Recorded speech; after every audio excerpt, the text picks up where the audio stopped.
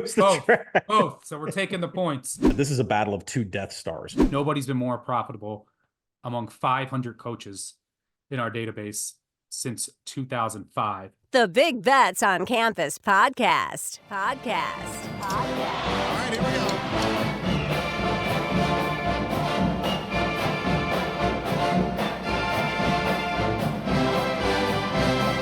What's up, Degenerate Nation? Welcome to the Big Bets on Campus podcast. This is the Week 5 college football betting preview. I'm Stuckey, and joining me, as always, my fellow BBOC co-host, Colin Wilson. Colin, going through the games this weekend, I'm excited. Now we have data points for these teams. I feel like I have a better handle. Can start to break down matchups. And the slates have been good, but not great. I think this one has a chance to be good, and they're only going to get better from here on out. Like, this is the real start of the college football season. I'm excited and was really excited diving into all of these games. Headlined by Georgia, Alabama, which we'll get to in just a moment. How's it going? It's going great. I am super excited about this weekend. I know October 12th is on deck. I think we have like 6 top 25 games coming up that weekend. It's like going to be the greatest weekend in college football history. But getting Georgia, Alabama as an appetizer to what's going to happen on October 12th, this is going to be great because just the battle between two teams, which I believe in the full write-up on Action Network, I said this is a battle of two Death Stars, right? Because Georgia is Alabama 2.0. Texas is now turning into Alabama 3.0. And it's great when we see these teams go up against each other. So I can't wait to break it up with you and see if you see the same things I do. Yep. I think we disagree on the game. So that'll be fun to argue. And as we've always done, this weekly betting preview episode drops every Friday morning. We do record the 3 and Out portion live, 6 p.m. Eastern, on our BBOC YouTube channel. Make sure you go there, subscribe. Even if you don't like to watch YouTube, just go there, do me a favor, subscribe, help us grow that channel. We do appreciate it.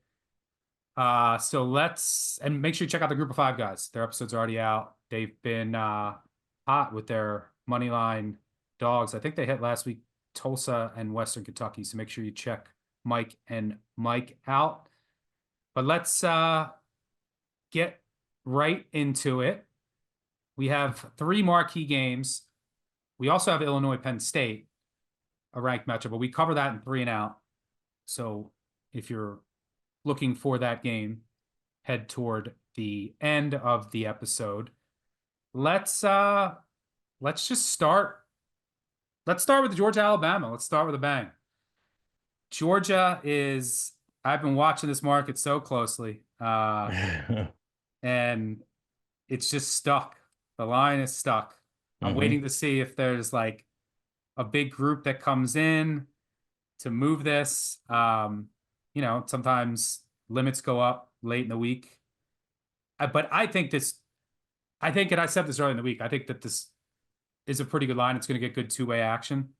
And I think anytime it got to Bama 3, you would have buyback. So I think the books are going to be in a good spot with this game because the handle is just going to be extreme and you're going to have cases for both. Like, I really had no idea what the quote-unquote casual side would be. So I did a poll on Twitter. Let me see what the results are. Yeah, it was 55-45. So, like... For who? Georgia, 55%. Alabama, 45%. So, yeah, like, this is going to get good two-way action. And for what it's worth, total is... up a bit to, I think, 49.5 as we record. It's come down and then back up a little bit. I guess before we get into this game, weather update. Anyone down in Florida, thoughts are with you. Hope you're hunkered down and safe anywhere down south that's going to be in the path of the storm. Do you have a quick high-level weather update where what games and what this path and what games could be impacted the most? Yeah, I mean, actually forecast right now, Helene's going to come through. And then when we all care about, which I again, thoughts go to anybody listening from Florida in the path of this. But Saturday around kick, this thing is just going to hang above Paducah, Kentucky, and just spin out of control. That's going to affect Indiana's home game. That's going to affect Memphis, Middle Tennessee. And, there are surrounding areas in Ohio that I think the the girth and the size of this hurricane and the magnitude of the size and the way that it spins is going to spin off potentially severe storms on the side of Ohio where Miami of Ohio plays. So I think you have to be very, like, maybe Athens, maybe Akron is a place where we don't get to with weather. But I think if you're on the other side of Ohio, you're definitely in the line of severe storms coming through. So uh, I don't know when you think that's going to start hitting, because we're pretty firm now, right? We're pretty firm what this forecast is going to be and where it's going to sit. So I'd expect totals to start moving. And if you're listening to this Friday morning and it hasn't moved yet, it's going to move, because these things are going to spin and create severe weather and wind everywhere. So I'm actually a little surprised the market's been quiet here on Thursday so far. Yeah, market has been quiet. It's the thing to watch is just orders of magnitude of wind, right? Like that's as you get closer, you get more clarity, and there's a big difference between 10 to 15 and then 20 to 25, which has a much more drastic impact. So you know, and then looking at sustained winds and then gusts, so you'll have more clarity there. But Georgia, Alabama, I don't think this game will be impacted too much, right? It does not so far. It's like it's going to zip right around it. So we don't have to concern ourselves with the weather there. I like Georgia. Right up. So I'll give my flowers to DeBoer, and maybe you're gonna talk about him, and he's been a covering machine. Do you know who's a covering machine in this spot? Kirby Smart. This is a smash Kirby spot. Let me say it again. This is a smash Kirby Smart spot. Right off the bat, just to let you know, he's 31 and 16, 66% against ranked opponents, covering by about 4 points per game. That's silly. Nobody's been more profitable among 500 coaches in our database since 2005. He's 25 and 12 against ranked teams as a favorite against the number. That's 67.6%. Always has his team buttoned up for this. But in this particular spot, it was a dream for Georgia to win a close game at Kentucky and not look great before a bye week. It's had 2 weeks to just drill into his team how bad they looked. Not only that, SEC championship game revenge kept Georgia out of the college football playoff, and some could argue maybe another national title. Not only that, Jalen Milroe, some comments about Georgia quitting. I mean, you want to talk about all the bulletin board material that Kirby needs.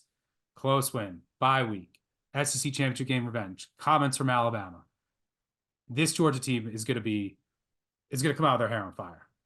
They come out of their hair on fire in certain spots when, like, there's nothing for Kirby to get them motivated, and he'll make up some stuff. Doesn't need to make up anything here.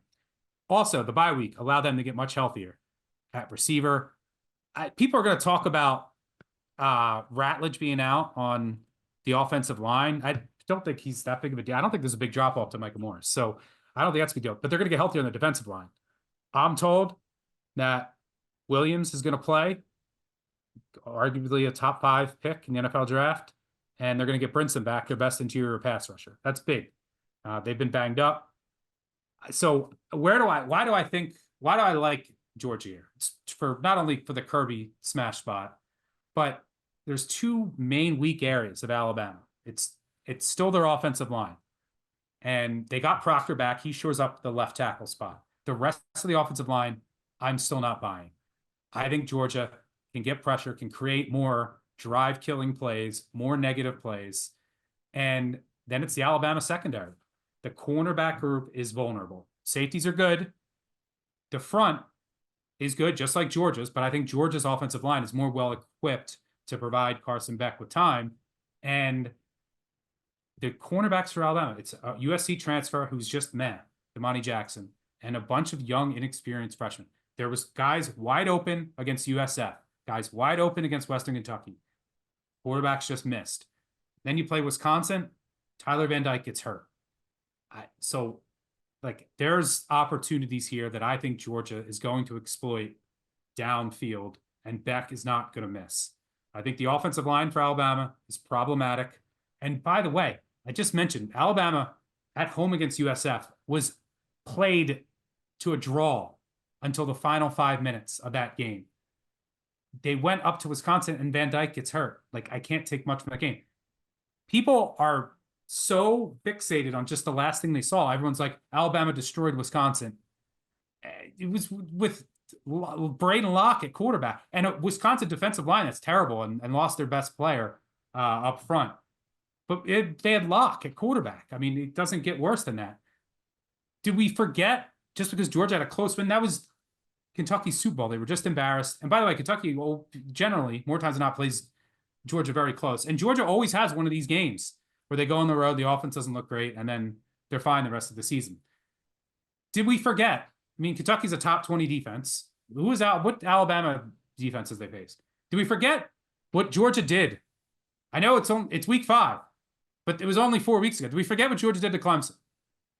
By the way, that win and destruction has aged pretty damn well. Clemson since has been a juggernaut, and they looked like the Panthers and Bryce Young.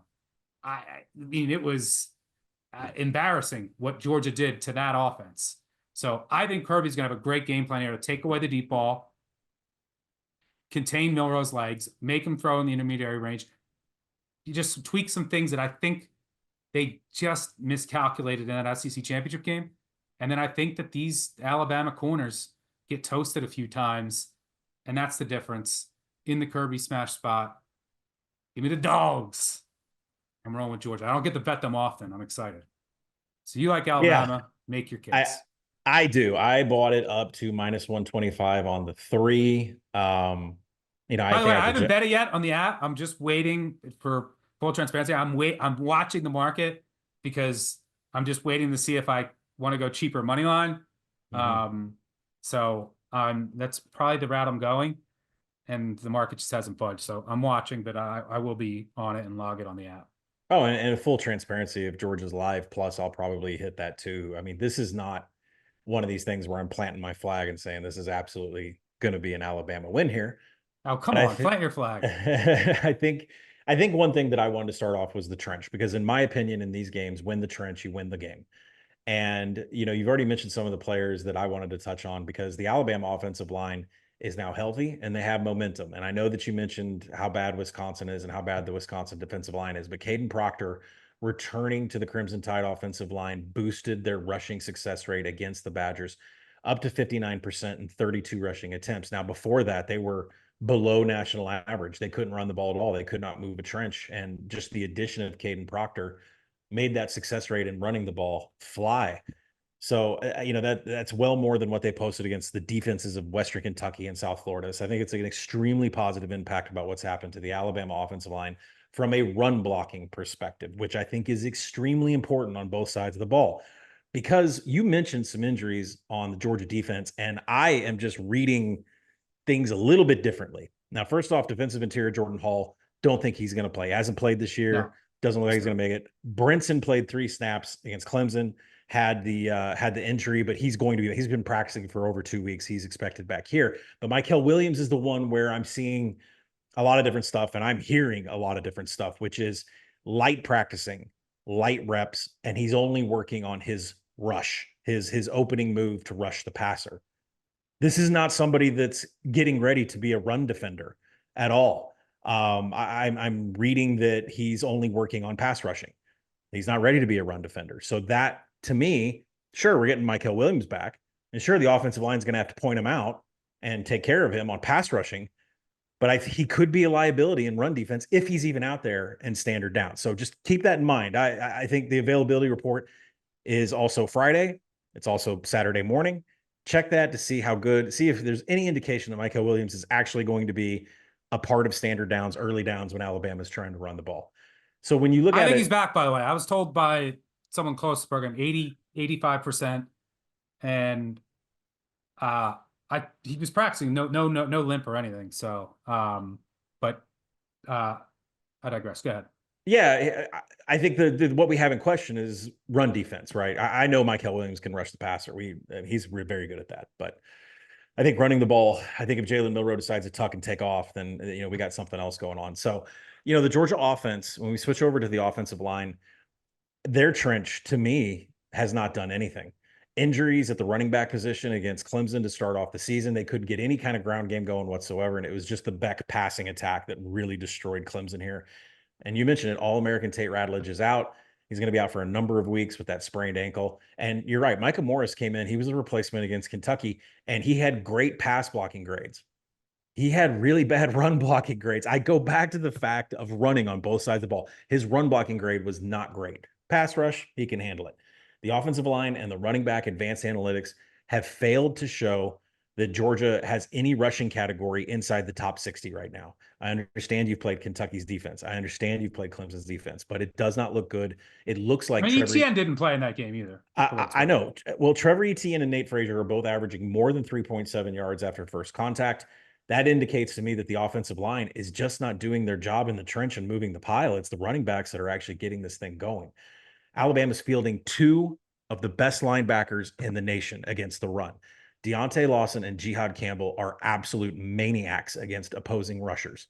Lawson, specifically, if you go into PFF and you say, show me every single defensive player in the nation, who's the best graded against the run, Lawson is the 13th best defender in all of college football against the run. So I'm seeing massive advantages on both sides of the ball when it comes to running in favor of Alabama. Now, Carson Beck, I want to cover all my bases here. Of course, Carson Beck's going to throw. That's what killed Clemson.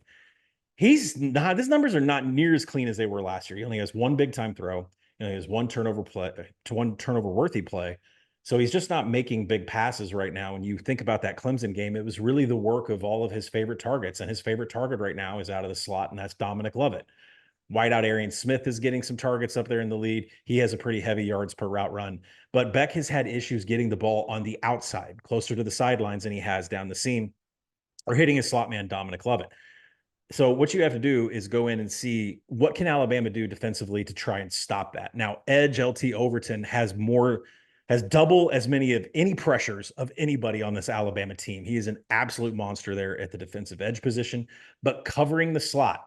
There's another area in PFF where you can go and say slot coverage, show me slot coverage. I wanted to look at a minimum of 35 times lined up in the slot for defending, and I wanted to look at the top 200 players in that list. You know what I found on that list? Not a single name that belonged to the Georgia Bulldogs. What I did find was Malachi Moore, Keon Saab, and Devonta Smith, all in the top 200. Malachi Moore, I believe, in the top 40. All of them have at least 40 snaps covering the slot. All of them are in PFF's top 200.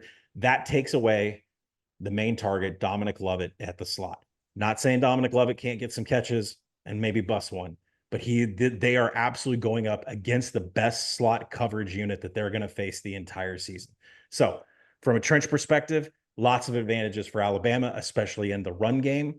I'm not convinced that Mykel Williams is going to be there fully 100%, even 80% against the run. I would believe it against pass rushing because that's what he's been working on.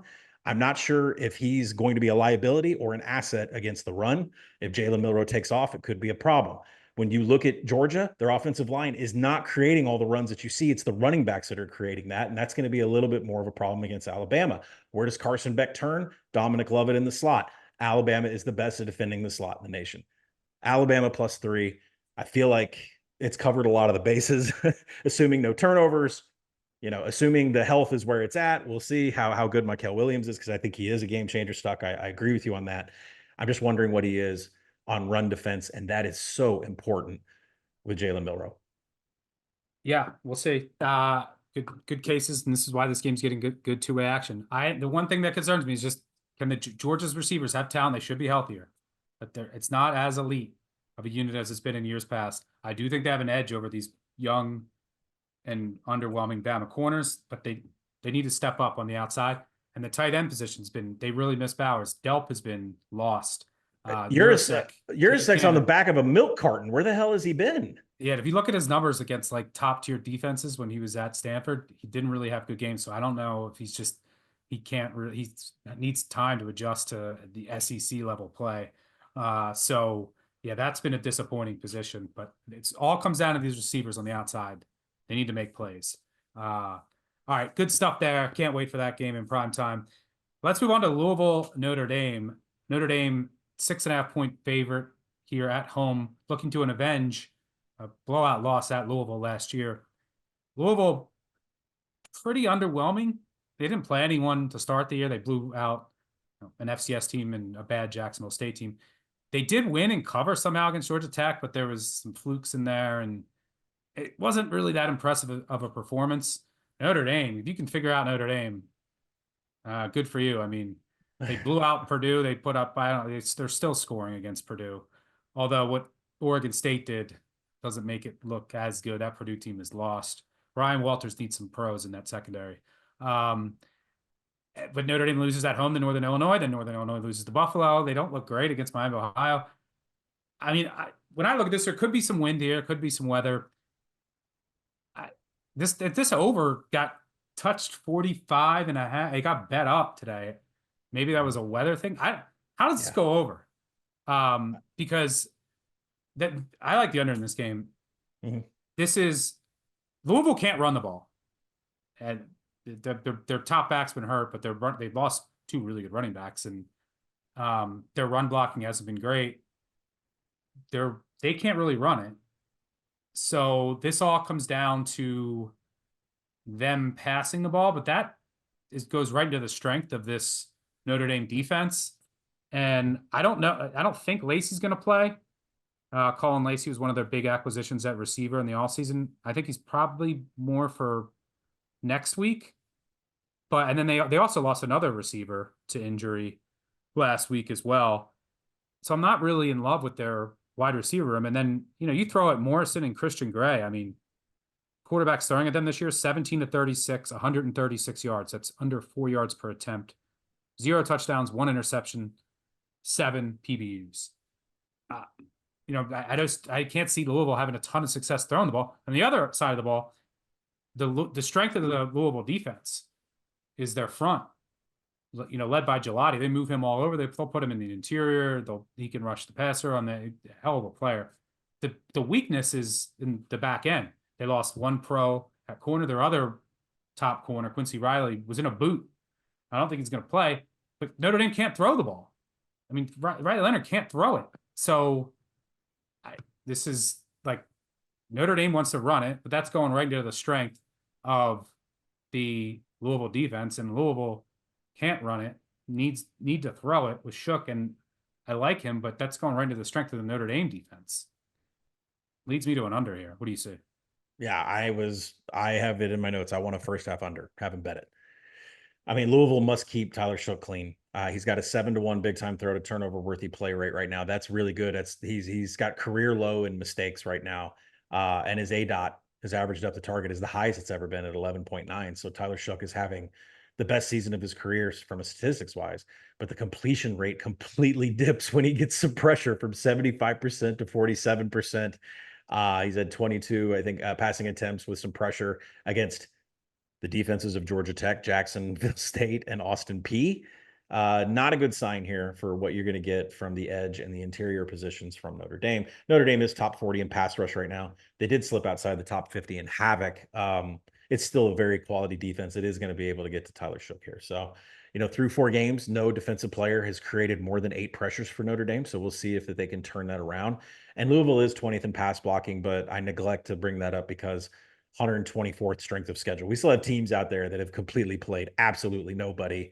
They played nobody's, and Georgia Tech secondary is not good, and they couldn't really, it wasn't that impressive as far as their overall passing attack. And Georgia Tech is a team that you watch them against Syracuse, and they made Kyle McCord look like Peyton Manning. If Louisville's given up pressures to those 3 teams, Georgia Tech, Jack State, and Austin Peay, then there's a problem here. Notre Dame's going to try to establish the run, considering how bad the passing attack is. I mean, Riley Leonard has been beyond bad. I did not imagine it would be this bad. Through 104 passing attempts, Riley Leonard ranks 106th in on-target rate. He can't hit anything. Notre Dame is 99th in pass explosives. They can't get anything deep, and they're outside the top 100 in pass blocking. He can't get any protection. Louisville is 4th in creating pressures, but at the same time, record. And Leonard drops from 70% to 30% completion rate when he has pressure. He's only made 6 of 20 passes with a crowded pocket here. So, I think the good news is that we know Riley Leonard's healthy from a wheels standpoint. He's already had 282 rushing yards on designed plays, but his yards after contact are way down from what he had at Duke. It's more than a full yard down. He just does not have that extra step that he had while he was at Duke. And Louisville must stop Jeremiah Love. 339 And Louisville, by the way, rushing yards. Louisville last week against a really good rushing attack that Georgia Tech has with a mobile quarterback completely shut down Georgia Tech in that aspect. Yeah, I don't see an avenue for points here from either team. Like Notre Dame, I believe, is going to get more pressure than what they produced before because Louisville's had such a soft schedule and given up pressures. At the same time, I don't think Notre Dame's offense right now is capable of methodical drives and cashing in on scoring opportunities. And I don't understand if this number goes up because South Bend is completely in the area where a few of these the way this spins, it'll come in from the east to the west, and it easily could spin off some thunderstorms or some pretty severe weather through South Bend the way that this thing is looking. So I don't understand why the number's going up. Or, I mean, the forecast always changes every 4 hours from the National Weather Service, so maybe South Bend got in the clear. But for me, this is a first half under. I think these teams have to feel each other out. I think Tyler Shook is going to get pressured. I think Riley Leonard is incapable of throwing. First half under for me. I'll be joining you there. Let's move on to our third marquee game, Oklahoma State at Kansas State. These are two teams I have no interest in backing playing each other. I think I saw you bet Oklahoma State, so I'm curious to get your take. My take here is this is going to come down to Alan Bowman or maybe Garrett Rangel, because I mean Oklahoma State. It is shocking to look at their rushing numbers with one of the best backs in the country. They're 130th in rushing success rate, 100th in EPA per rush. I mean, they have Ollie Gordon. So I know teams are stacking the box. And Kansas State's run D has been good. Their pass D is not. So that's the path for Oklahoma State. Do you trust Bowman is the question. But because on the other end, the Oklahoma State defense is bad. And they haven't really been good against anything. So, and they've been worse against the run. I mean, at home last week, you don't have Cam Rising, and you lose to Zach Wilson's little brother because you couldn't stop the run. What I worry about here is, okay, and this is a huge game in the Big 12. Like, both these teams need to win it. They both lost last week. This is huge for the Big 12 race. Kansas State, just lean on the run game, unleash Avery Johnson's legs. He obviously can't throw the ball, and run all over this Oklahoma State defense that is not that good. It's already lost its best player to injury and was on the field for 41 minutes last week in that Stillwater heat. Like, aren't they going to be fatigued here? So the counter is Alan Bowman's going to have a good day against the secondary. And I'm assuming that's what you're going to tell me because you bet Oklahoma State, but I don't like either of these teams. Right. Yeah, I started doing a deep dive on Monday on this game because there's this claim by Mike Gundy that teams are loading the box. Teams are loading the box. Ollie can't get anywhere to go anywhere. So I actually went and looked, and sure enough, Utah, Arkansas, these opponents switched out of their base defenses into a 6-3-2 whenever there was a known running attempt by Ollie Gordon. And so there is legs, and there's some truth to what Mike Gundy is saying about teams loading the box. So at some point, right, Alan Bowman's going to have to produce in one-on-one coverage and get teams to put in 8-9 guys in the box against Ollie Gordon. The Pokes offense has just been stalled. They're top 35 and 3-and-out rate right now. I talked about Colorado having. I know Colorado is one of the teams that's highest in the nation in 3-and-out. Well, Oklahoma State's right up there with them. They went 11 straight possessions against Utah without a score. I mean, and Alan Bowman came out. I think I retweeted the video. He said, I never practiced against cover one. It wasn't in our game plan. I never saw it. I didn't practice against it in the fall. And I'm thinking, my God, you've been in college football for 8 years. You've never seen a cover one before. He said that the high safety really gave him some issues. And I'm like, what are you giving Kansas State some ideas here for Joe Klanderman's defense? But if you look at Joe Klanderman's defense, they have horrible ranks in generating a pass rush, and they have horrible ranks in coverage. And that is where I kind of got down the Oklahoma State path, because Klanderman's secondary is 68th in creating a contested catch. They don't really stop wide receivers from doing what they're doing. And you remember back to the Utah handicap, the Utes were number one in the nation in creating contested catches. That was on full display when Alan Bowman was throwing, when Rangel was throwing. What did he go, 3 of 11?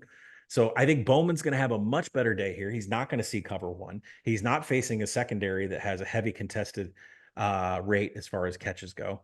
And Gundy, with the whole statement that Ollie Gordon is getting picked on in the box, he's only averaging 2.7 yards after contact, which is a full yard less than last year.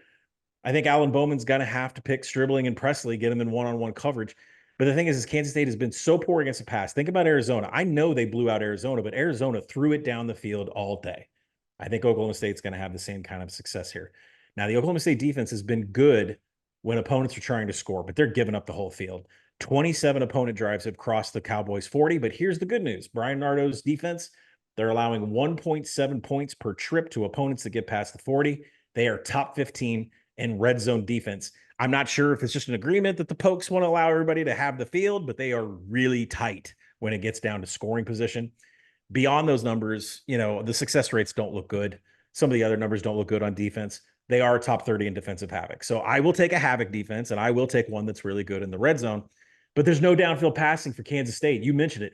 Avery Johnson, 3 of 15 beyond 20 yards. That's a joke. 121st Kansas State is in pass EPA. I mean, people are just going to be able to load up in this box. Against Dylan Edwards and against DJ Giddens. Sometimes they go into 2-back sets like 7% of the time, and you're just going to be able to load up on it because Avery Johnson isn't going to beat you.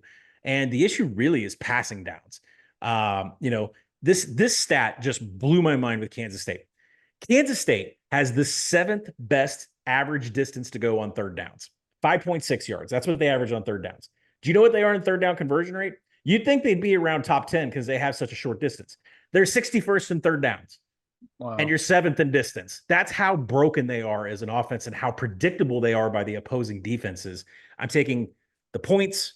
I think I make this like 3, but I'll take the points with Oklahoma State. At some point, there's not going to be a 6-3-2 in that box against Ollie, and Ollie could take off. But if you're going to do that, Bowman's got to step up, and hopefully he doesn't see cover 1 this week and freak out like he's 19-year-old freshman. I don't know what that was against Utah. Yeah. Howard, you weren't expecting Utah to load the box play man? That's bizarre to me. Hey, it's a new member of the Big 12, right? They didn't even probably even look at any film from last year on Utah. So, yeah, that's true. All right, let's move on to the rundown, and let's start with a little Kentucky Ole Miss noon kick in Oxford. Last 3 meetings with Stoops, Stoops and Lexington, all been decided by 3 points or less. Back in 2022, Kentucky was ranked in the top 10, and they played Ole Miss, and it was in Oxford, and Will Levis choked the game away. He had all these fumbles, and I went back and watched some of that game, and I'm like, God, this looks so familiar because I've lost all of my money betting on Will Levis this year, and all he does is fumble games away. So some things never change. So when I look at this game, Ole Miss 17.5-point favorite here. Totals creeped up. I wanted to get to 55. I don't know if it will. Then I went the under.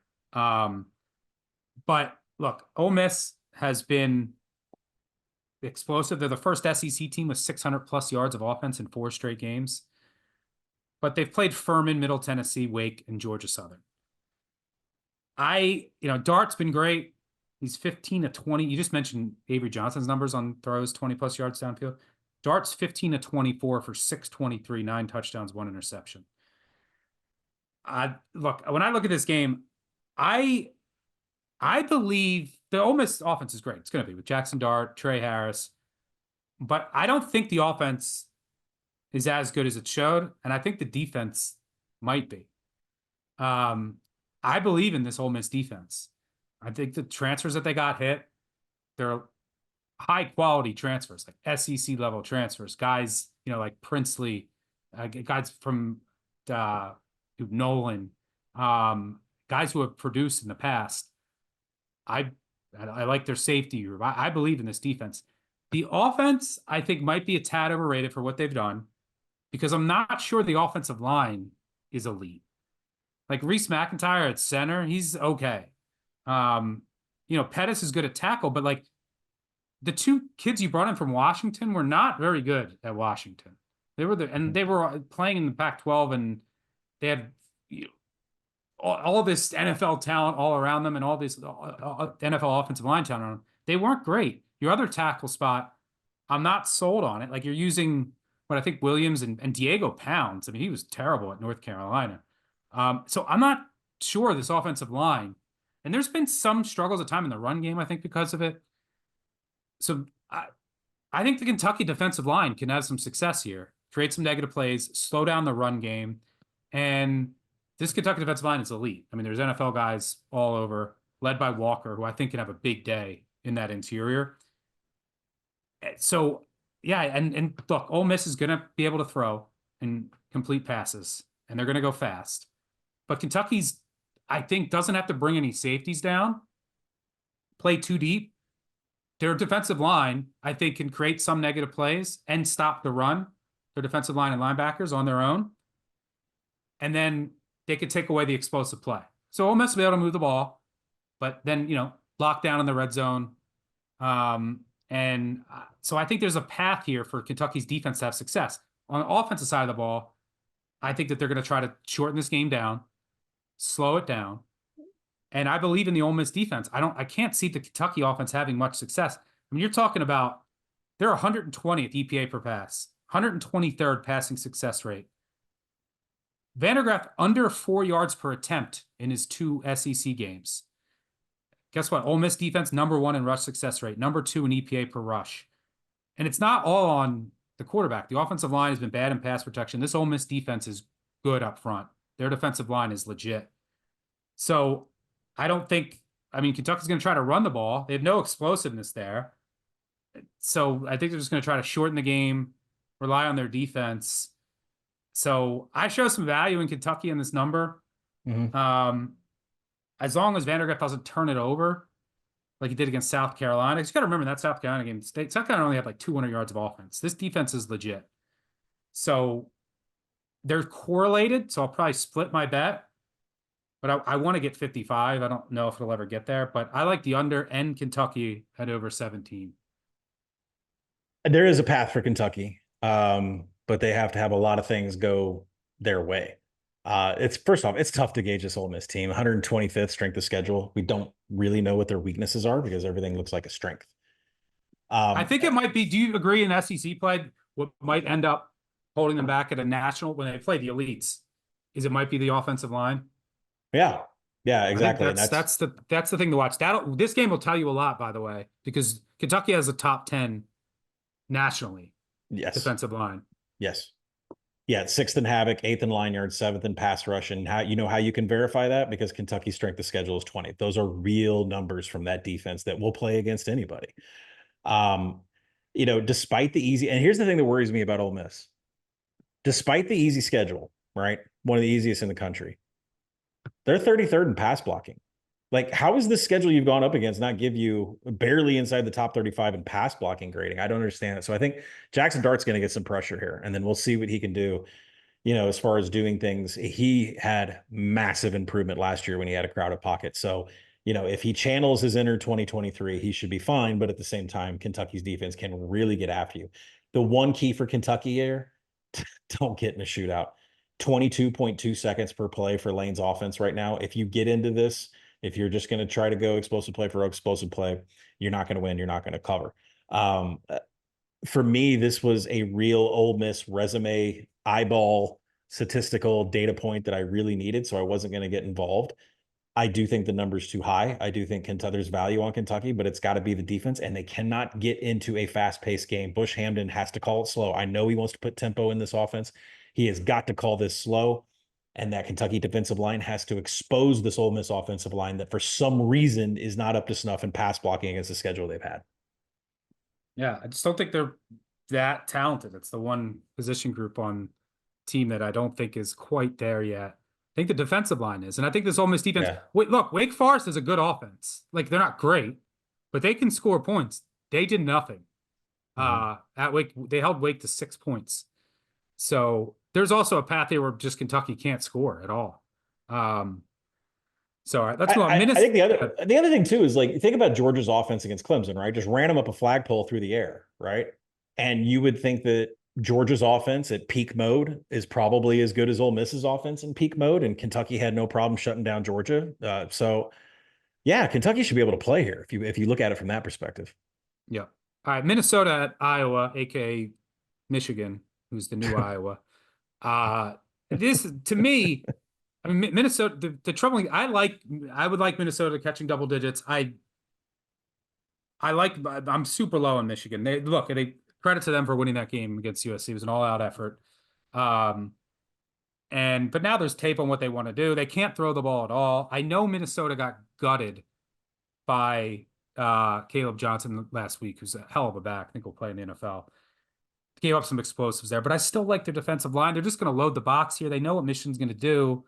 This game's going to be so slow.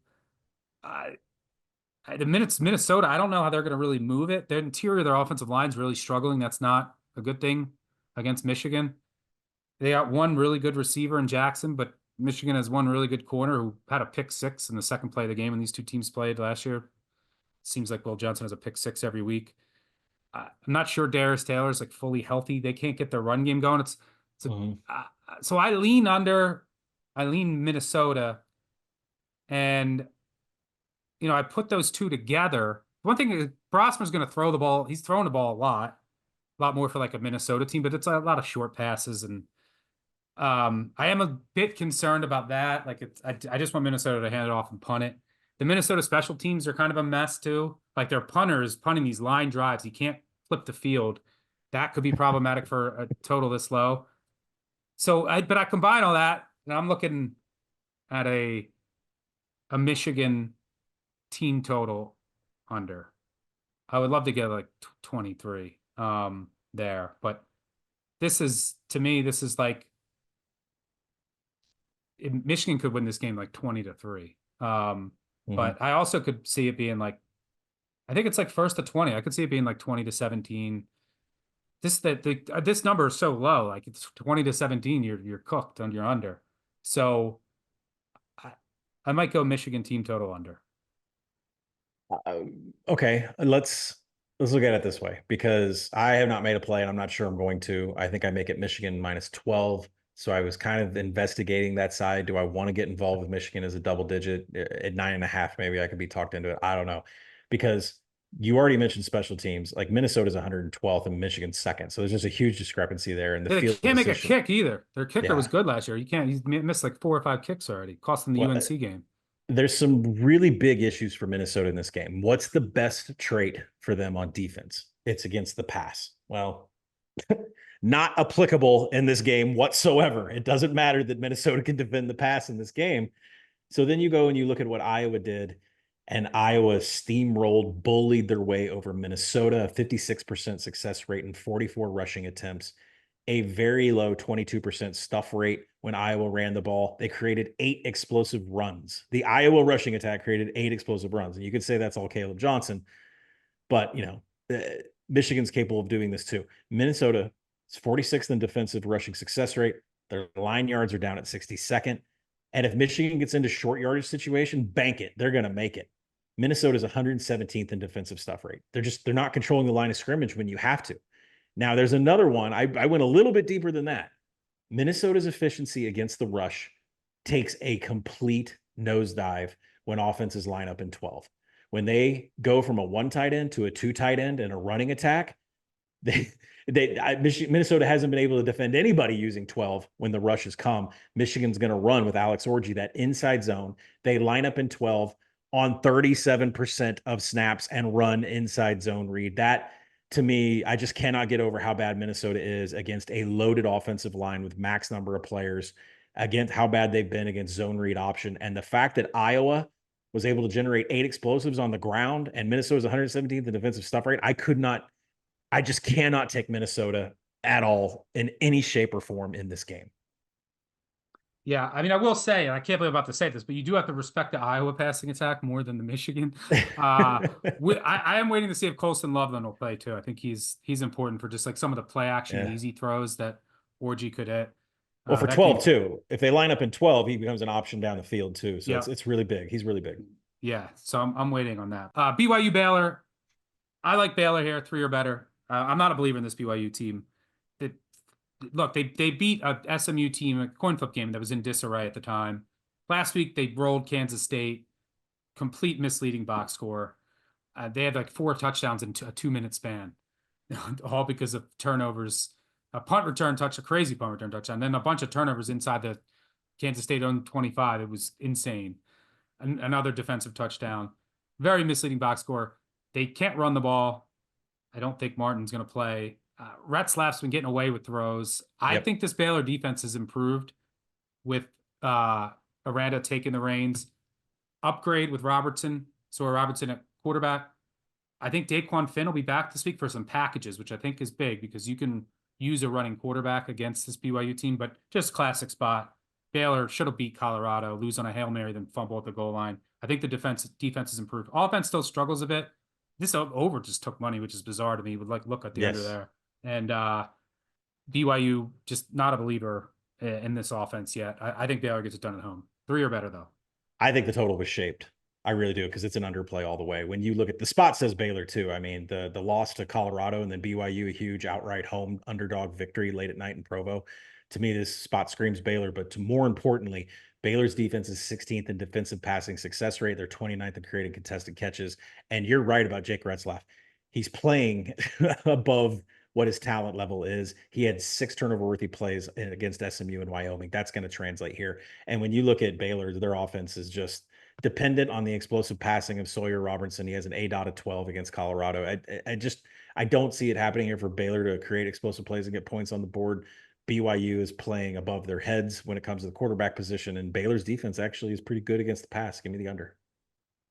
Miss State, Texas. Miss State 10 years ago was number 1 in the nation. Now they're catching 38.5 at the number 1 team in the nation. Blake Shapen out. Speaking of Shapen, Blake Shapen is out for the year. You're going to start a freshman quarterback. Ewers is 50-50 to go. Could be Manning. By the way, Manning has double the A.dot of Ewers. 2 things I'm watching for here. Like, I'd want to it's easier to lay it if Ewers starts because then you know you're going to get Manning after. It's not a great spot for Texas. Like, they have Oklahoma and Alabama on deck. Like, do they really care about this game? But Mississippi State starting a freshman at quarterback, and are they going to still go as fast as they usually do? Because that's not ideal when you're way overmatched. So I don't know. Can't bet this game. Too much uncertainty. Anything there? Yeah, there's 2 bets I'm considering. One will go into the app. The Horns are going into a bye week after this game, and Jeff Lebby, cash your tickets, at Media Day said, I don't care what the situation is, we're going as fast as possible.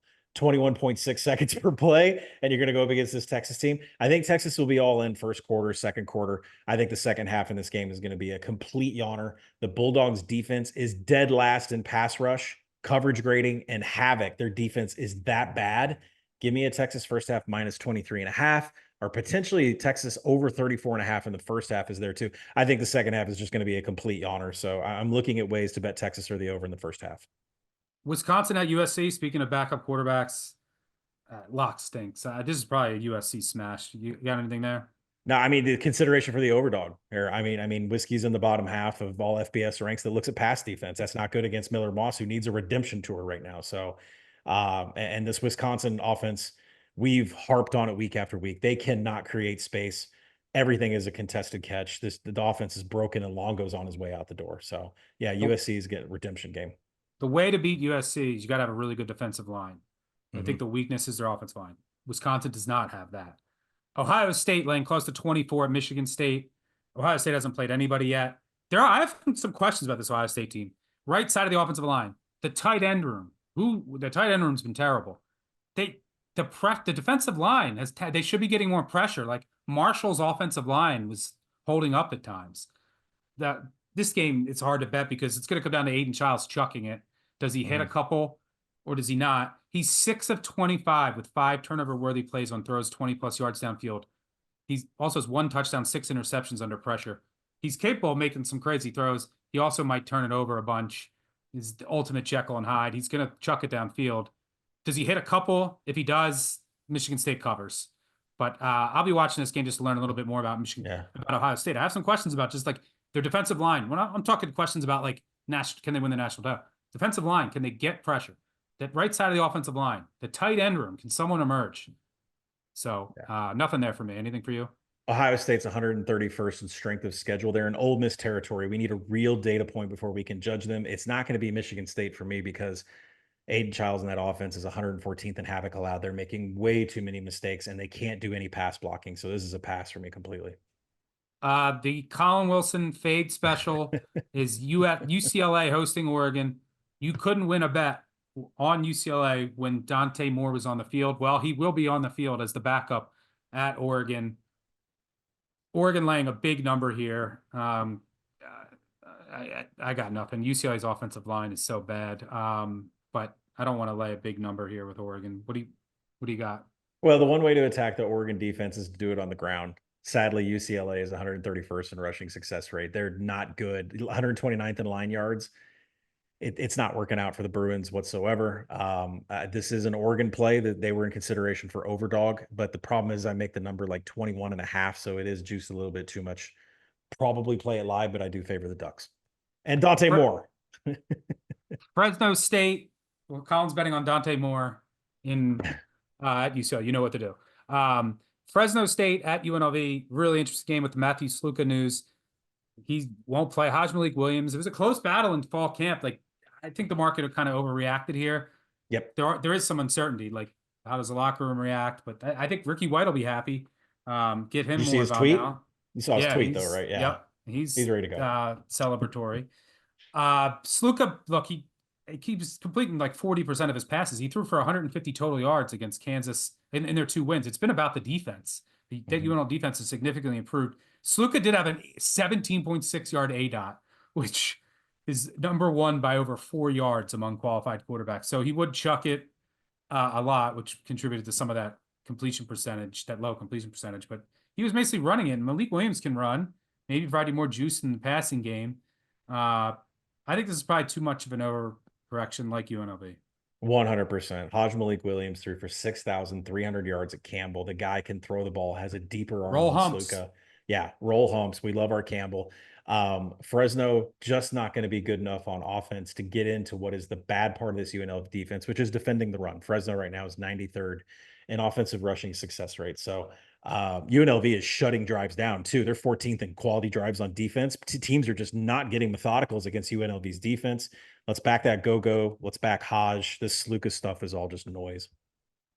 FCS or no? UT Martin at Kennesaw State. Kennesaw State's small favorite. I make them a small dog. Go UT Martin. Lock up that Kennesaw State win total under. And I'd also look at Fordham at Monmouth. Monmouth off that big win at FIU. I think you might be able to get a good inflated number there.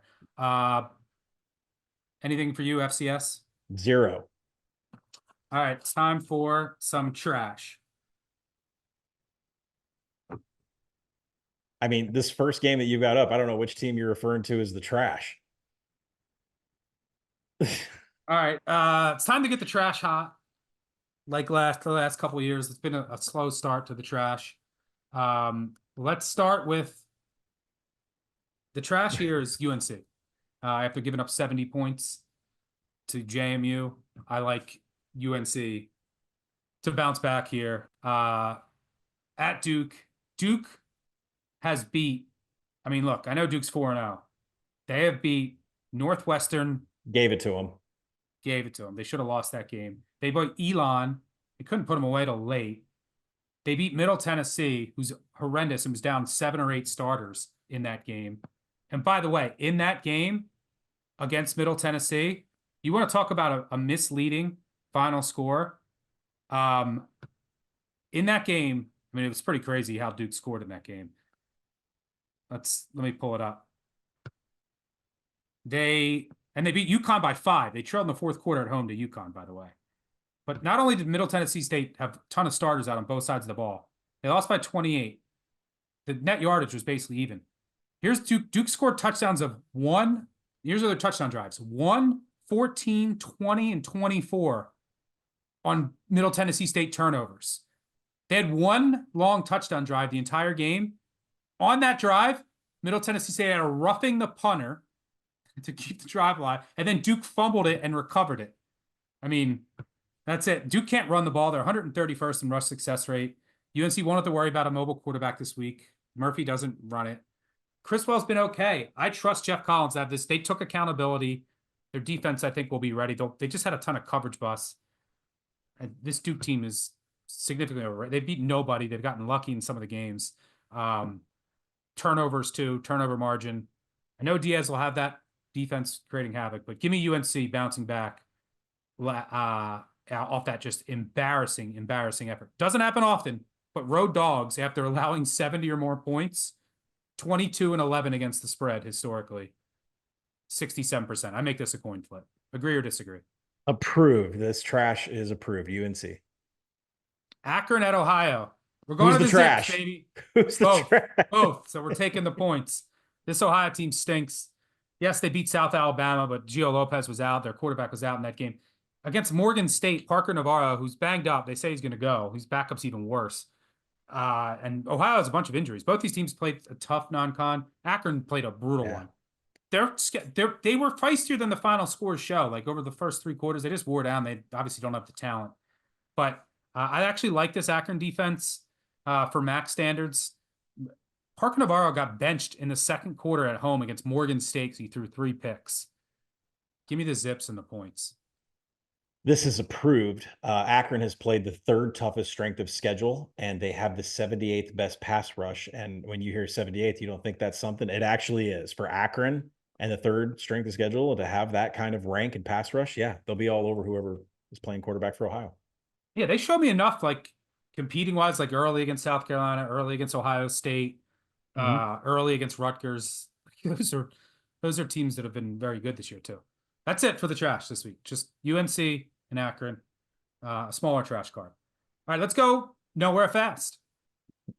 All right, San Diego State totals. We've hit every one so far this year. Well, I should say you have hit everyone. I didn't necessarily agree with you on the first one. San Diego State at Central Michigan. I kind of like Central Michigan here. Bert Emanuel back. Get some more packages for him in there. These coaches know each other. They know each other too. Yes, that's true. San Diego State, we don't know which freshman's going to start at quarterback, but it's ugly. They can't really move the ball. Total lean here. Yeah, I'm going under here all the way. I project this at 46. San Diego State's 24 seconds per play, but they're near dead last in quality drives and finishing drives. They can't get down the field. They can't cash in on scoring opportunities. They've actually been pretty decent against the pass. They're 15th in success rate against the pass. They're 27th in coverage grading. I'm actually surprised the Aztecs are that good against teams that pass. And Central Michigan's 120th in offensive finishing drives. That could change with Bert Emanuel coming in, but the Chips have just not been able to find points whatsoever. One of the worst in the nation, cashing in on scoring opportunities. Under here, I know 53 is not key. I make it 46. I still think we got room to run in the under here.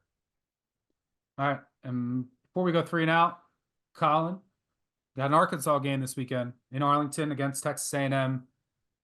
I don't know what to like. Is Weedman going to play? I don't know. Like game he might time, play, yeah. He might. So I don't know. I would rather them stick with Reed.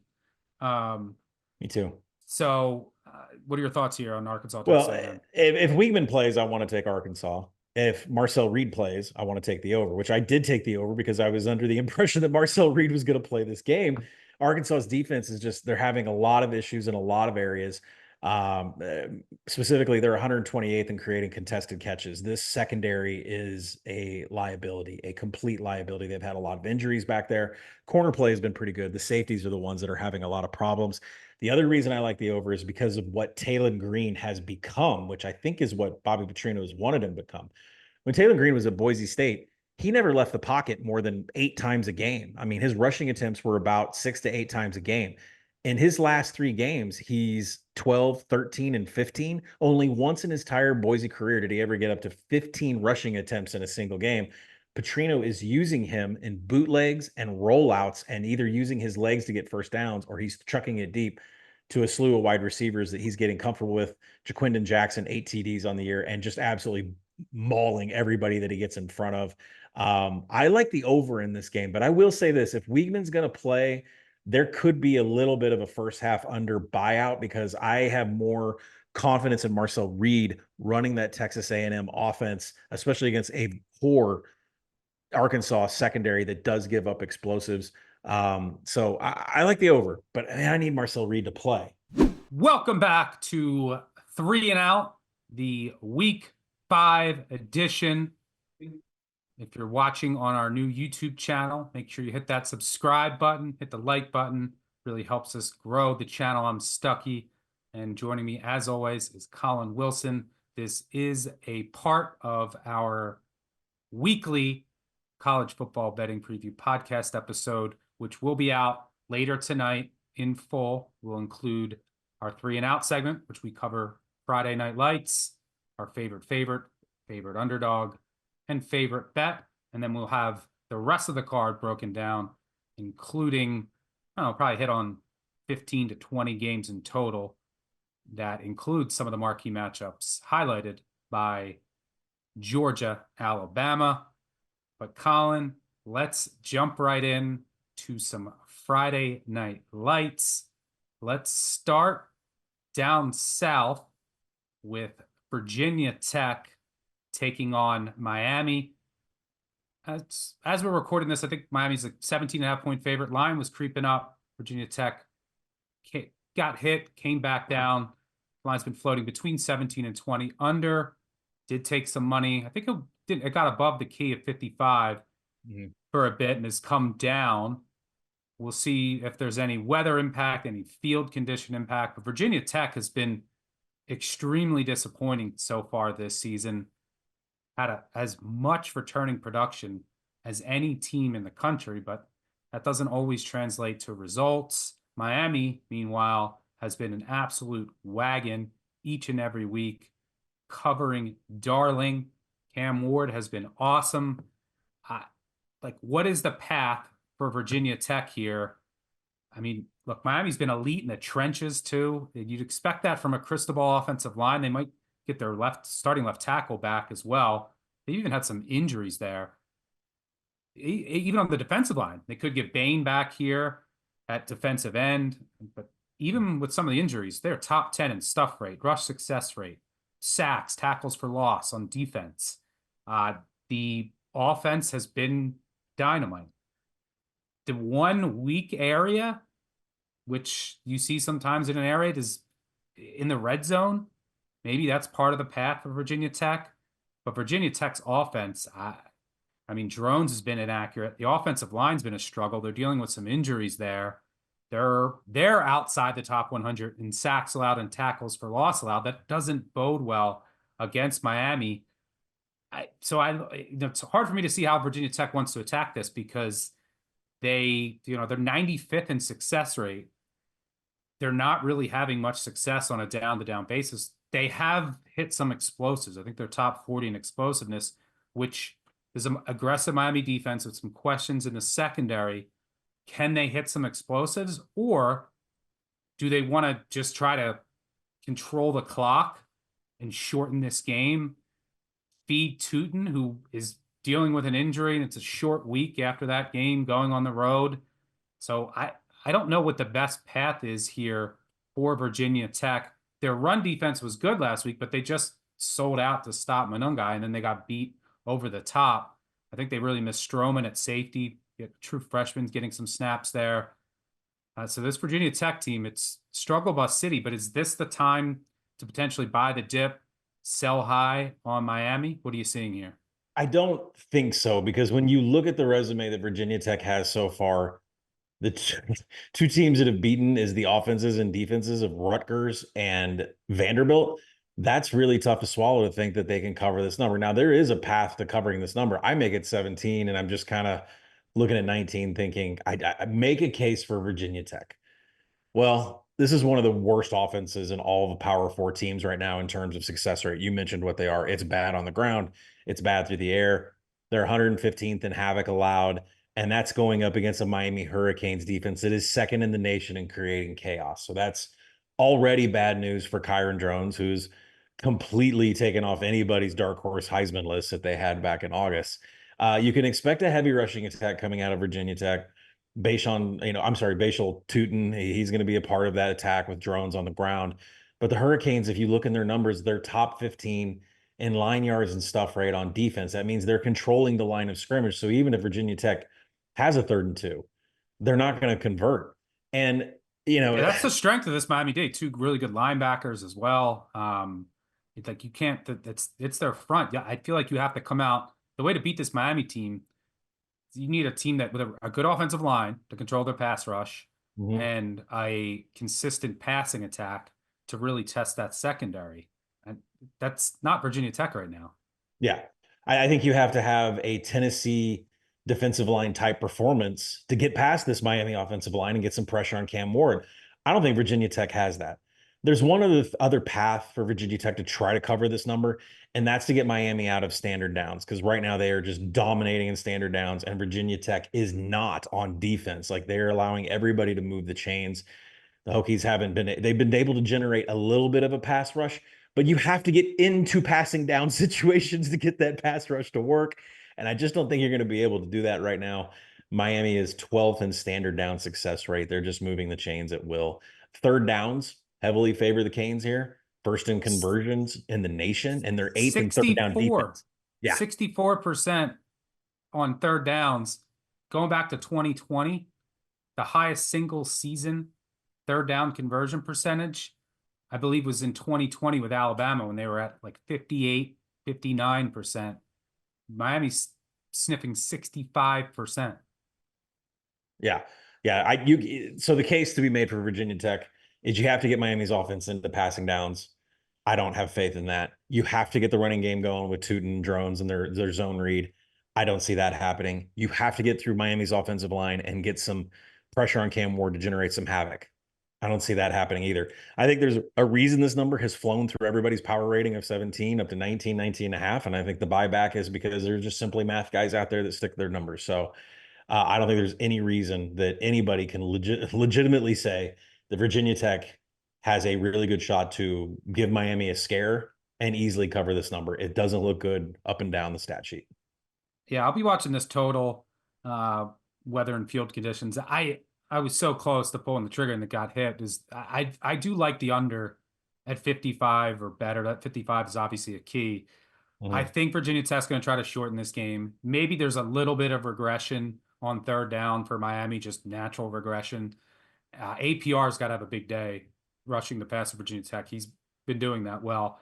But third down regression stops in the red zone, force Miami to kick field goals. And it's just hard to see this Virginia Tech offense taking advantage of the Miami secondary, which is the weakness. So, I would look at the under, especially at 55 or better. But let's move on to the second game on Friday night between Washington and Rutgers, a Big Ten matchup. Odd to say. I think first meeting between these two since 2017. I think Washington went to Rutgers in 2017 and beat them handily. But this Rutgers team is different. Undefeated on the year, coming off that big win at Virginia Tech. On the surface, tricky spot for Washington. They're going across the country, all the way across the country, on a short week to take on this Rutgers team. Washington, look, they completely turned over their roster. They do have one loss on the season in a close game, a rivalry game against Washington State. The glaring thing that sticks out to me when I break these teams down is the Rutgers run defense has been a bit vulnerable, outside the top 100 in some metrics. Can Washington, you look at the Washington offense, they haven't been great running the ball. They have a pretty good running back in Coleman, Will Rogers at quarterback, a couple good weapons in Boston and Jackson. Offensive line still has some questions. Some of the transfers I think have hit on the defensive side where they turned over a lot. I like their secondary. But what do you see here? I think I saw you on the Action Network app. You have a play here on the Huskies. You're fading your beloved Scarlet Knights, huh? A week after they made us all some cash, I'm going to go ahead and go against Rutgers here. The handicap for me started with the fact that I make this game Washington is like a 1-point favorite, not as an underdog here, even traveling cross country, and you consider in home field advantage. I liked Washington here, and this is not Virginia Tech of last week. This is a very buttoned up defense with the younger Belichick in charge there. Washington right now is number 1 in PFF in tackling, and they're also number 1 in defensive passing success rate. Not that Rutgers is going to come out and light the world on fire from a throwing perspective, but Washington has been great against the pass. They're also top 15 in defensive finishing drives, meaning if Rutgers does get a drive past the 40-yard line, they're probably not going to get a lot of points, But I think that is further increased by the fact that I don't know how many times I saw Rutgers get past the 40 against Virginia Tech, and they just went completely conservative last week. They just are a very conservative offense. And I think that's going to make it even easier on Washington to stop a lot what Rutgers wants to do. Now, the defense for Washington, they haven't given up any explosives, like any rush explosives whatsoever. Rutgers isn't good at rush explosives. They can rush the ball, but they're not going to get chunk yards. They're 122nd in rush EPA. And the Rutgers offense stalls, conservative. They're 19th in quality drives, which means they're methodical. They can get it down the field at a very slow pace, but they're having serious issues getting into the red zone right now. It was a problem against Virginia Tech. I didn't know at the end of that game if we were going to get the cover or the win, all the money that we had on Rutgers last week. Right now, they're 108th in red zone offense. It seems to get very conservative and very predictable the closer they get to the goal line. So I think that's all in play here. And the Washington offense just has major advantages here on paper, especially in the rushing attack. You mentioned with Jonah Coleman, 5.4 yards after contact. He has 4 TDs. The team itself is top 15 in rushing success rate and stuff rate, meaning they will control the line of scrimmage here. And Rutgers is outside the top 90 in line yards, which further proves the point that Washington will own the trench in this game. I power rate at Washington favored by 1. Give me the Huskies here on the road. I'd look under here as well. I think especially if this gets to 45, I think both these teams profiles under teams. I think Washington will go more run heavy here. Still don't really trust the Rutgers offense. Last week, for Cali McManus hit some throws, but that was because Virginia Tech was just selling out to stop the run. They're still going to be run heavy. They're still going to be conservative. So I think this profiles as a lower scoring game, maybe like, let's call it 21-17 without any flukes or defensive scores. By the way, trivia question for you. Steve Belichick, the defensive coordinator, I think has done a good job so far at Washington. Can you name the connection between him and Greg Schiano? Did Schiano coach at the Browns? And we're going into the NFL territory. I don't know if there's a Belichick. No NFL. This is college. Steve Belichick was his long snapper at Rutgers, I believe. I did not know that. Yeah, I think he played lacrosse for 3 years, but then played football his last season, and then was the long snapper, and then also was like basically a part-time coach, like helping out on the sidelines too, with Schiano. So little side storyline there. But let's move on to second down and talk our favorite overdogs. For those new here, that's our favorites. I'm rolling with Penn State, going with the Penn State Nittany Lions at home in primetime against Illinois.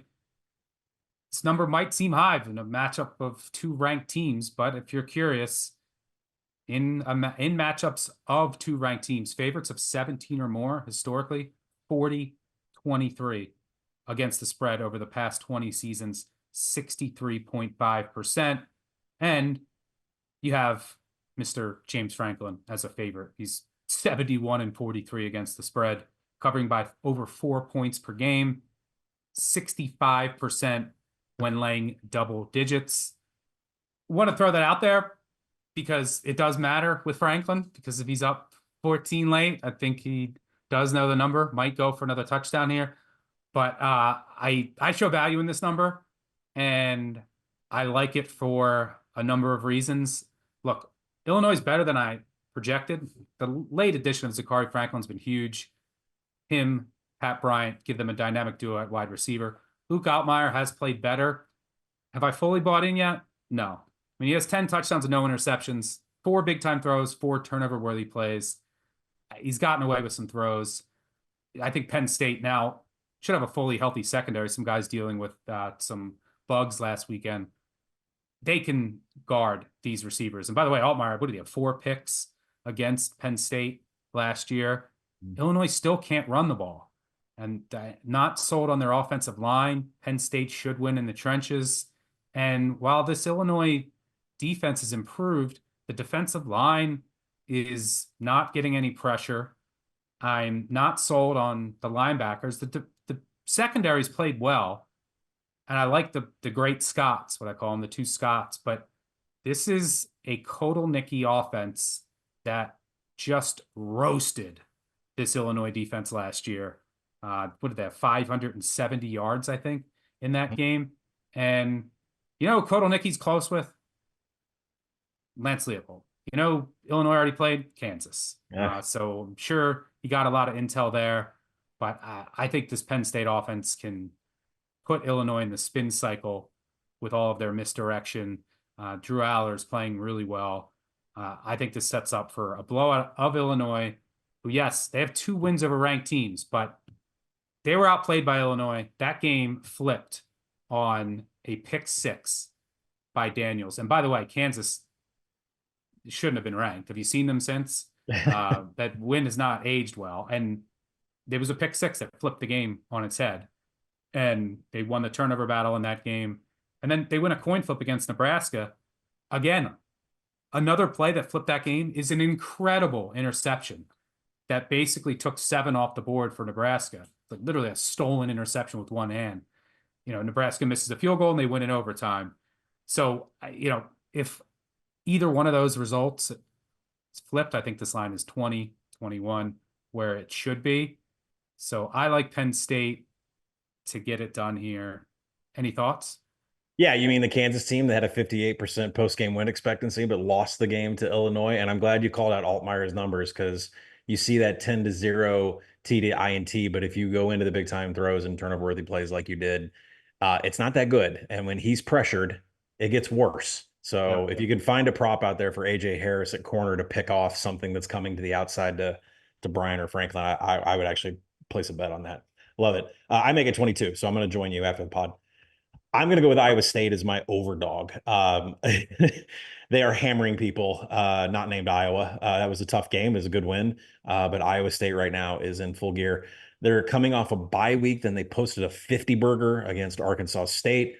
And how much of that bye week was actually spent preparing for Houston instead of preparing for Arkansas State? I can't imagine they spent 2 weeks on the Red Wolves. So the weakness for Iowa State so far has been pass blocking. They've had 17 pressures on Beck over the last 2 games. That would be against Arkansas State and against Iowa. But Houston is 130th in generating a pass rush. So if the only weakness that Iowa State has displayed so far is that people are getting to Beck, Houston's not going to be one of those teams that's going to be able to get to him. Now, the only avenue for success against Iowa State is on the ground. That's really where they've shown just a little bit of weakness on defense. When Houston, when Houston decides to pass and not be on the ground, they're going to go up against a secondary that's top 20 in the nation and creating contested catches. Nobody's getting a clean look against that Iowa State 3-3-5 in the secondary. Rashawn Sanford, he's already fumbled the ball twice for Houston. Stacey Sneed is their second leading running back. He averages just 2.1 yards after contact. These are just guys that don't have any juice. They don't have any elusiveness. And Houston's offense is 127th in finishing drives. So while I make this number 14, just about where it is in the market, I don't see a path for Houston to be able to get on the board here in 12 drives and only 12 drives where they've crossed the opponent's 40-yard line. The Cougars are averaging 2.8 points on 12 drives past the 40. It's just not going to get it done. You're not going to be able to hang out with a team and just put a 50-burger. Yes, a Sun Belt team, but still 50 points is a lot of points. And then finally, if you think Houston's going to score, they're 131st in red zone offense. There are some severe struggles with this Houston offense, and their path, they're not going to be able to throw the ball in the air against Iowa State's secondary. So give me the Cyclones. A couple 14s out there. You got to buy the half point down, whatever, but overdog all the way for me for Iowa State. All right, good stuff there. Let's move on to third down, and it's our underdog moneyline parlay. It's our favorite 2 moneyline underdogs of the weekend. Off to a good start with these overall, and came so close last week. It was the story of my Saturday. ECU up 17-0, couldn't hold on, fumble late going in for the win, and then couldn't even get the cover because of a late broken run. But it was a good call by you. Who'd you have again? I forget. But you had Rutgers, of course. Yes. Yeah. So came close. Let's get there this weekend. I'm going to go with UAB, the Fighting Trent Dilfers against Navy. They're sitting at plus 3.5. First of all, I make this game closer to a coin flip. Navy has taken some money, pushed it out past the field goal. I don't think that there's compared to other games, there's a reduced chance this game ends between 1 and 3 because Navy, number one, has kicking issues. and they are more likely to go for it on fourth downs than other teams. Now that I said that, Navy's gonna win by 3, of course, but this is a tough spot for Navy. I don't usually factor in spots for service academy teams. They usually just show up, handle their business. But look, off that huge emotional win over Memphis, they have Air Force on deck, which is an important game for them. UAB's off of a bye, and what does that mean? They had 2 weeks to prepare for this unique offense, and Navy has some new wrinkles. Well, now UAB has 3 game films of what they're trying to do, and I do think that UAB's short passing attack can have some success against this Navy team that the secondary is not great. I mean, yes, they beat Memphis last week, but it wasn't because of their defense. They allowed almost 700 yards of total offense. So this defense can be got. A couple fourth down stops here or there. UAB should be able to move the ball. I thought the Blazers were pretty impressive. They looked awful against ULM, but showed themselves well at Arkansas. A game that's, a result that's aged pretty well. Arkansas should have won at Oklahoma State. They won at Auburn, even though they probably should have lost. So I like the Blazers at home against Navy. Where you headed? Well, taking teams going against teams that just had huge upsets has really paid off. You think of Northern Illinois losing to Buffalo. You think of Navy beating Memphis off of Florida State. Like it's really paid well. I'm going to stay in the state of Alabama, but it's not going to be anything to do with South Alabama or the Crimson Tide. I'm going to go with Auburn, and I hate it. I hate every second of this because I never wanted to back Auburn with any money. But a slew of injuries just hit the OU availability report. Came in last night. Who's playing receiver? Exactly, right? I mean, Nick Anderson, out. Angelo Anthony, doubtful, might as well be out. Deion Burks, questionable. He was in and out of the game against Tennessee. There's essentially no weapons around here for freshman Michael Hawkins Jr. to try to get the ball to. It's going to be the Michael Hawkins Jr. zone read show, and I don't even know who's going to help him run the ball. So, this offensive line continues to fail in creating rushing lanes for everybody on the ground. We saw that problem whenever Michael Hawkins Jr. would go and get a drive against Tennessee and get into scoring position. They just could not get anything done. And I don't expect that to change for the offensive line. Oklahoma right now is 121st in quality drives. That means, can you create a drive with 10 plays or over 3 minutes or get 50 yards? And the answer is no. They're one of the worst in the nation. I don't think that's going to improve with a freshman quarterback that doesn't have any weapons. Yeah, Auburn had a 94% post-game win expectancy against Arkansas. They had no business losing that game. 7.1 yards per play. 14 turnovers so far on the season. They're -10 in the turnover margin. That is near dead last. They're just ahead of Temple and Louisiana Tech. So will there be regression to what is one of the worst turnover margins in all of college football? We should see if they can do that. But Auburn lights up the scoreboard when they can pass. If you look at the games where they've had a lot of success, it's because they've been able to throw in the air. And they should be able to pass against this OUD. I mean, they're outside the top 75 in coverage right now. Their opponent passing success rate, they're outside the top 75 in that too. So everybody's been able to get something going in the air. You should expect to see Peyton Thorne come back. You should expect to see Keandre Lambert-Smith have a huge day right now. He's at 3.8 yards per route run, which is almost double the bar that we set to say that you're an explosive target out there. And OU's 81st in giving up explosives. So Peyton Thorne will be back. Enough of the predictions from the freshman quarterback. And look at Hank Brown's ADOT versus Peyton Thorne. Hank Brown 8.9, Peyton Thorne 13. So I mean, the deep passes are coming. I think the Auburn staff identifies that you can get into this OU secondary. And I don't think OU has it. They're just really struggling to score right now, and they've lost all their weapons for a freshman quarterback. So as much as I dislike the Auburn Tigers, I think this is a great spot to back them as an underdog at home. All right, a pair of Alabama teams playing in the state of Alabama, going to Fighting Trent Dilfers and War Eagle as our underdog moneyline parlay. Before we get out of here, yes, we always go for it on 3 and out. So we have fourth down. That's our favorite bet of the weekend. Give me Western Michigan. Going to my beloved MAC against Marshall. First of all, this is a great spot on paper. They are coming off a bye, which means they might get healthier. Might get their all-MAC center back, which means their all-MAC guard can move from center back to guard. Their all-MAC receiver think is going to make his season debut in Womack. Could get Buckley back from injury as well. They were just ravished by injuries against Ohio State. Showed really well against Wisconsin. Had a chance to win that game before a punt hit a player, and it was just a really bad break. This is a team that returned a ton. I thought would be a sleeper in the MAC. I love their defensive line, which I think can have success against this Marshall team. Marshall still, I think it's going to be Stone Early. Got banged up a little bit last weekend. So did Braxton. I mean, there's a chance it's Pennington, but I think Stone Earl will go. But they've been like rotating quarterbacks. It's not in love with this Marshall roster. And while Western Michigan was getting healthier off of a bye week, before that they played, I believe, Bethune-Cookman. So, I mean, this team should be well rested, well prepared.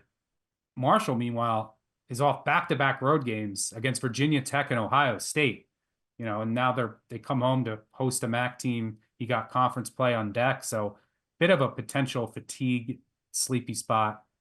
Give me the Broncos on the road. They win outright.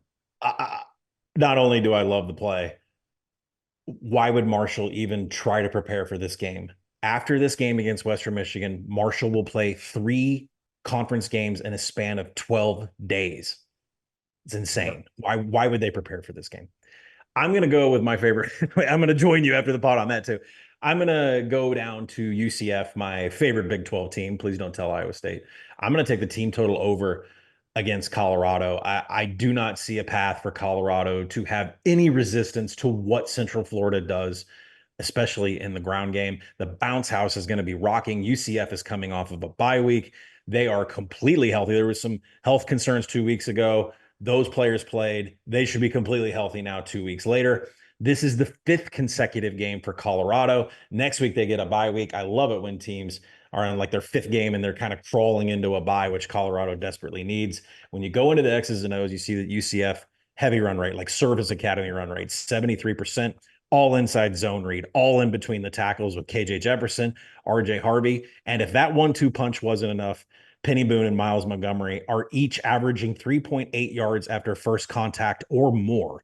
It is gross what this team can do on the ground. And if you're not prepared to defend it, you're going to get eaten alive. Colorado, 83rd defensively in stuff rate. We get down to 3rd and 2. We get down to 4th and 1. UCF's converting, right? I just don't even think it's going to be a question they're going to be able to get first downs. UCF is also 3rd nationally in creating quality drives. We talked about that stat. 50 yards, 3 minutes. Does it end in a score? They're one of the top teams nationally in creating scoring opportunities. They've only played 3 games. They've had 29 drives go past the 40-yard line. This UCF offense is a machine, just like Gus told us. KJ Jefferson is the best player I've had to run this offense since I've had Cam Newton.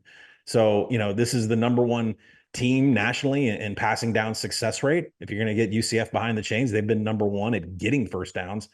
Both teams like to play with a little bit of tempo. I know that this handicap is all about how many points that UCF can score, but isn't it important if the other team gives you a whole bunch of possessions? Well, that's what Colorado's going to do. In Colorado's last 3 games, their possessions have been 15, 12, and 13. That's a lot of possessions in one game, and you can point to one stat why that is. They're in the top 30 in 3 and out on offense.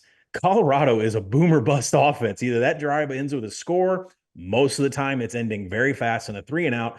We could get an increase in possessions here. If you're telling me that you can give UCF about 15 offensive possessions in this game with the numbers that I'm seeing on the ground, team total over for me on Central Florida. The bounce house is going to be rocking for Deion Sanders. Yeah, it's a great spot for UCF. I like this look because I like UCF in this game. That's what I would play at 14 or better. But I am afraid of the back door. Like Colorado's been great. They'll just try to keep scoring. They've been great as an underdog. They'll have Shedeur in there until the final second. So you saw this last year when they were a big dog and they were getting blown out, they would still cover. They'd have like 20 points in the final 8 minutes. UCF, Gus doesn't take his foot off the gas sometimes, so maybe you don't see that here. But I am a bit concerned there. But on the surface, great spot. UCF off of a bye, and Colorado off of an emotional win in overtime, now traveling across the country into heat and humidity, which into one of the best home field advantages in all of college football. The way for this, and the way that you kind of outline this is how I see it playing out. UCF's just going to have 3rd and manageable, like all day. They're going to be able to sustain drives so much easier than Colorado is. Colorado's going to hit some pass plays. The weakness, they're not going to run the ball at all, which means if there's a couple incompletions, you're going to have some third and longs. There's probably going to be some sacks. The Colorado offensive line is not good. The UCF defensive line is good. And they probably have some sack regression coming their way. And Shedeur at times holds on to the ball too long. So that's just good. There's going to be many more drive-killing plays by the UCF defense than the Colorado defense. And I think that's ultimately the difference. Colorado should have some success through the air. That is the UCF weakness. They're secondary. They've had a starting safety out. They're relying on an ETS. Like the guys getting the playing time are like an ETSU transfer, a UAB transfer, an ECU transfer. Like these aren't, in at least in prior seasons, Power 4 caliber players. So you saw that with TCU. TCU threw all over UCF. So I think Colorado's offense will have some success with Sanders and that receiving core, but they're just going to have too many drive-killing plays, and I just don't know how Colorado gets the stop. So, yeah, to kind of avoid the back door, the team total over is probably the way to look. Do you have a number you play that up to? The team total, I'd probably go up to about 41.5. And there's been some battle in the market between 65 and 62. So I expect this team total to bounce. Just make sure you try to get the best number. But let me end on two stories. One, I can't imagine Gus Malzahn is watching these shenanigans of Shedeur Sanders trying to throw bombs at the end of the game and thinking, I'm not going to let that happen to my team. Two, a few years ago, Gus Malzahn was at Auburn and the point spread against Arkansas was 30.5. With 20 seconds left in the game, up 31-3, Gus Malzahn kicked a field goal with less than 30 seconds left to cover a spread of 30.5. I have never forgotten that for the rest of my life. These shenanigans of Shedeur and Dion, what they're doing, trying to score at the end of these games when it doesn't matter at all. I think Gus has seen that. And considering prior history about when Gus had a beef with Arkansas because of, the hiring, and I'm not going to get into all that. Let's just say he knew the number. You're kicking a field goal with 30 seconds left to cover a 30.5. He knew the number. I am trusting in Gus here in this game all the way. Yeah. I mean, Gus has done that. The Kent State game. Remember the Kent State game? Yeah. It was they scored, they were up 45-6. I had the under. I lost the under in that. And UCF, with a minute to go, is running hurry up and scored in the final seconds to win 56-6 over Kent State. Yeah. So you've been warned. Everybody listening, you've been warned. And Western Michigan, anything above a field goal, I think is fine. All right, that'll do it for us. Thanks to Colin for joining me as always. Thanks to our producer, Matt Mitchell, on the back end. Most importantly, thanks to all of you for tuning in. We'll be back Saturday at the live show, 10:30 a.m. Eastern. We'll be back with a recap episode on Monday. Hit up that voicemail, 959-BAT-BEAT. Give a prize to the best caller. So if you're liquored up late and you feel like yelling at us, give us a call. Or if you just need to vent, call in anytime. Make sure you subscribe, tell a friend, tell an enemy. Leave a 5-star review. Do a bunch of more giveaways soon. Again, make sure you check out the Group of 5 guys. Again, go to our YouTube channel. Hit that subscribe button. Even if you don't like YouTube, hit the like button on our video. Help us grow that. Really do appreciate it. College football slate, you're going to get good from here on out. Let's get hot and let's have a weekend. We'll see you Saturday morning. Cheers. Peace out.